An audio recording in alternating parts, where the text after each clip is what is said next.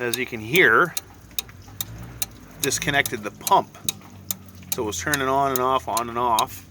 So when you disconnect that, there's a relay in the way there. So I didn't want to do it when the power is on. I didn't want to get my finger on that. So you can try to plug it back on. Let's see. So you can see where it turns back on. So I'm going to disconnect that again. You just got to watch that relay. Okay, I disconnected the pump. As you can hear, the relay is still clicking on and off. So it's not the pump that's an issue.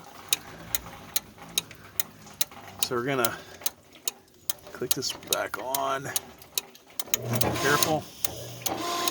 Try to disconnect. Top side. So the top side should be right there. It's like a telephone kind of thing.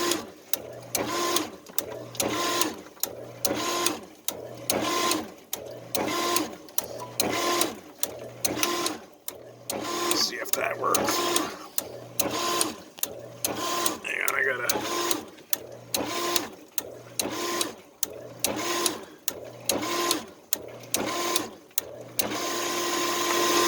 There you go. So now it's working. Top side. So it's the controls, which is that.